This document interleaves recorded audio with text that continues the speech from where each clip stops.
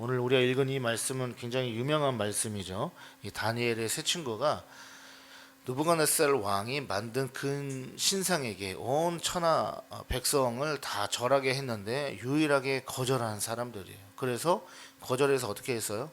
풀무불에 집어 던져 넣어버리게 되는 거죠. 그러나 하나님이 보호하시고 함께 하셨기 때문에 그 뜨거운 불구덩이 속에서도 멀쩡하게 살아나왔던 그런 역사를 기록하고 있는 책입니다.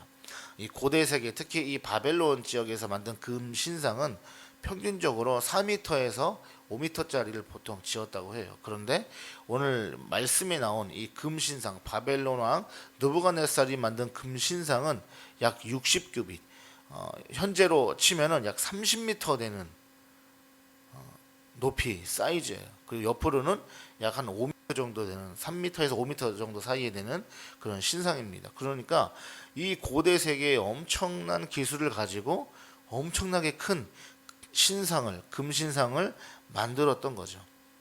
그러면서 자기의 왕권을 더욱 강화하고 공고히 하고 자신을 높이는 어떤 그런 도구가 되었던 것인데, 오늘 다니엘의 이 세 친구들은 그런 위기 앞에서도 그런 강요 앞에서도 굴하지 않는 믿음과 신앙을 우리에게 보여준다는 거죠.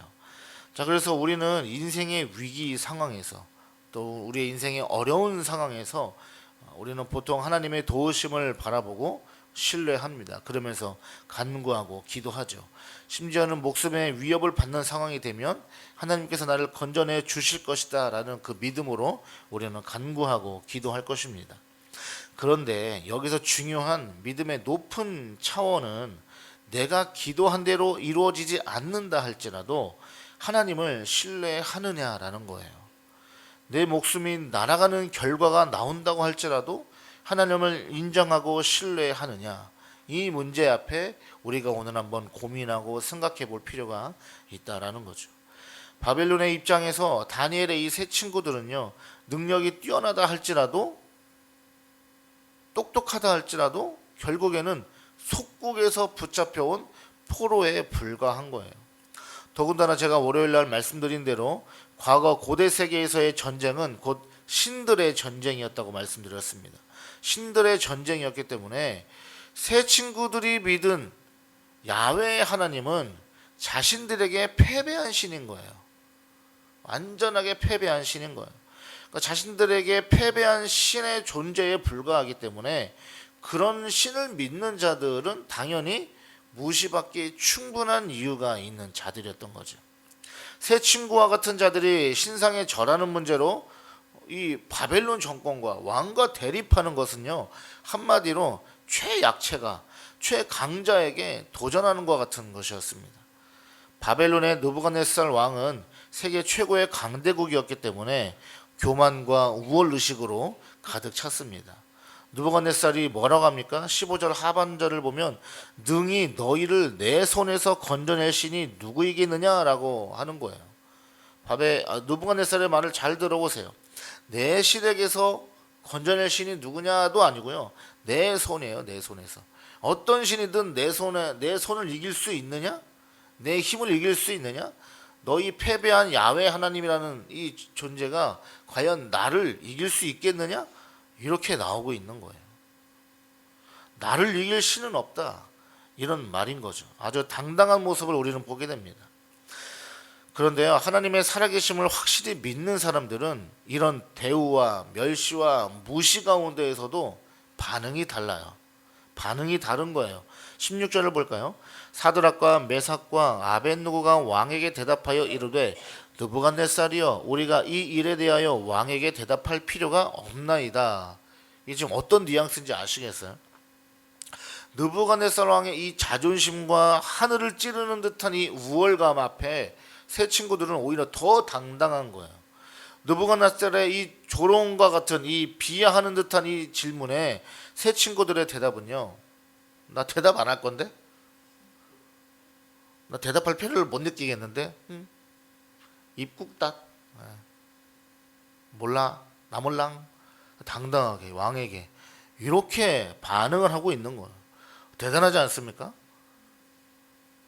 그냥 왕이 야 안 되겠다 쟤네 죽여 하면 그 자리에서 죽는 거예요. 목이 날아갈 수도 있는 상황인 거죠. 어디 감히 포로 주제에 제국의 왕에게 이런 도전을 합니까? 미친 거죠. 이 세 친구들의 이런 태도가 나오게 되는 원인은 그 무엇일까? 여러분, 세상을 두려워하지 않는 거예요. 오직 하나님만 두려워하는 거죠. 이것을 다른 말로 경외함이에요. 하나님만을 경외하는 사람은 세상을 두려워하지 않습니다. 왜요? 하나님을 향한 강력한 신뢰가 있기 때문입니다. 느부갓네살에게 대답한 이 세 친구들이 그 다음에 어떻게 말하냐면 17절과 18절을 보면 왕이여 우리가 섬기는 하나님이 계시다면 우리를 맹렬히 타는 풀무불 가운데에서 능히 건져내시겠고 왕의 손에서도 건져내시리이다. 18절 그렇게 하지 아니하실지라도 왕이여 우리가 왕의 신들을 섬기지도 아니하고 왕이 세우신 금신상에게 절하지도 아니할 줄을 아옵소서. 아주 유명한 구절이에요. 이 구절을 가지고 찬양도 있잖아요. 그렇죠? 어떤 찬양 아세요? 그리 아니하실지라도 그리 아니하실지라도 감사해요. 이 찬양이 이 말씀을 가지고 만들어진 찬양인 거예요. 여러분 우리는 나 자신을 향해서 오늘 이 질문을 한번 던져봐야 돼요. 내가 믿는 하나님은 누구신가? 우리가 믿는 하나님은 누구신가? 내 인생의 위기의 순간에 확실하게 나를 도우시는 분인가? 전능하신 하나님이 되어지고 있는가? 또 되고 있는가? 되어지셨는가? 세 친구들의 신앙은 확고했습니다. 불구덩이에 들어가서도 하나님이 지켜주시리라는 믿음이 있었어요. 그리고 설령 하나님이 만약에 우리를 지켜주시지 않고 들어가기도 전에 그 불길에 휩싸여서 그 불에 타 죽는다 할지라도 상관없다는 거예요. 죽어도 좋다. 괜찮다. 하나님이 내 생명 가져가셔도 난 세상을 하나님보다 더 두려워하지 않겠다라는 이 확신이 있었던 것입니다. 여러분 제가 군대에서 별명이 뭐였는지 아십니까?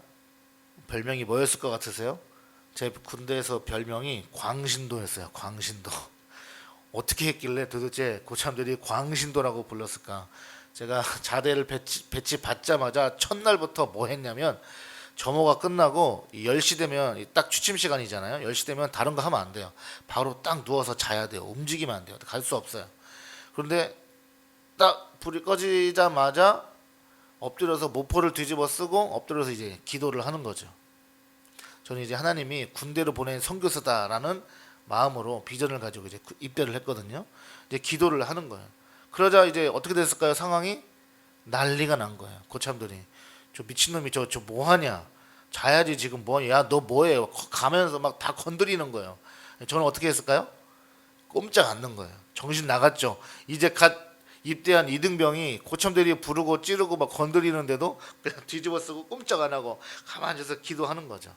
그때부터 이제 내무실 분위기가 안 좋아집니다. 저 때문에 엄청 눈치 보이는 상황이 되고 저는 완전히 이제 순간 이제 또라이 미친놈이 되는 거예요.